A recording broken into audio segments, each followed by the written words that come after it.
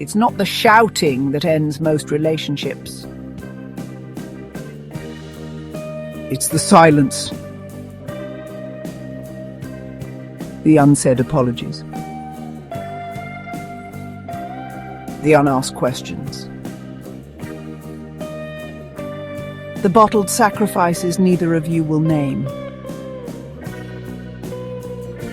Because sometimes the absence of sound becomes deafening, louder than love itself. If you've been living with that quiet, this is for you, just you. Every love story begins with words, late-night confessions, fearless dreaming, promises whispered in the dark. But pressure arrives, money gets tight, time gets thin, old wounds wake up and conversation shrinks. You tell yourself you're keeping the peace. You smile when you want to cry. You say, "I'm fine," when you're carrying a mountain. And in that quiet, something precious erodes, the feeling of being known. Because when sacrifices go unseen, love doesn't grow, it corrodes. Silence becomes a wall, mortar made of swallowed sentences. A wall thicker than any argument, taller than pride, colder than winter. Keeping the peace shouldn't require silencing your heart. Here's the truth, it's not the fights that break most couples, it's the quiet drifting. Two people lying side by side, closer than inches, farther than galaxies. He wonders why she doesn't notice how much he's sacrificed. She wonders why he never asks about the weight she carries. Neither speaks. Until the silence hardens into distance, and distance becomes the only language you share. Silence is a protector until it becomes a prison. Some of us learned as kids that speaking up was dangerous. Others learned in past relationships that honesty was used as a weapon. So we hide to survive. Marcus Aurelius wrote, "Waste no more time arguing what a good man should be. Be one." Epictetus taught that freedom begins when we stop demanding the world be different and start governing our own responses.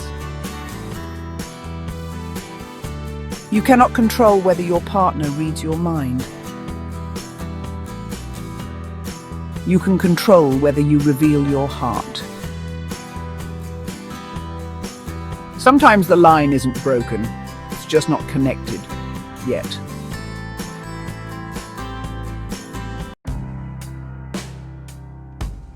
The choice is simple, never easy. Stay silent and watch your love decay or speak.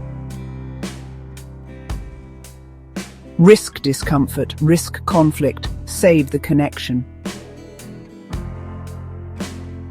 How? Start small, start kind, start now. The 3-2-1 conversation. 3 truths. I appreciate, I notice, I'm grateful for. 2 vulnerabilities. I'm afraid, I need. 1 invitation. Can we sit with this and find a way forward together? Receive, appreciate, summarize, ask. No fixing mid-sentence, no defense while they're disclosing. Make connection a habit, not a hope. 10-minute truths each night. Sunday state of us, teammates, not opponents. Gratitude in transit. Small acknowledgements melt big walls. If you're the one waiting for words that won't come, don't take the quiet as rejection. Often it's protection.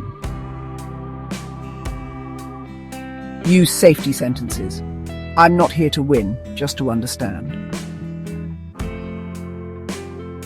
Nothing you say will make me love you less. When you don't know what to say, try, "Thank you for telling me. That was brave. I want to help carry it." If silence has been your shelter, I honor the reasons you built it, truly. And there is a life beyond the door. You don't have to deliver a monologue. Begin with a sentence. I'm scared to say this, but I don't want to lose us. Let that one line be the bridge you cross together. This is where our journey through love under pressure ends. From money turning into walls, to sacrifices that vanished into the dark, to the silence that suffocates. Each episode whispered the same lesson. Love does not die in one moment.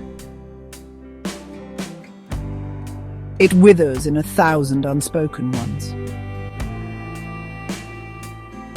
But here's your power. You can speak, you can act, you can rebuild. As we close this series, we open a new door. What if love didn't have to be crushed by money? In our next series, Love and Legacy. Building wealth. Together in the age of AI, we'll show how couples can turn stress into strategy. Because love isn't meant to merely endure pressure. It's meant to rise above it, together. Thanks for being here with the Stoic Quotient, where ancient strength meets modern life.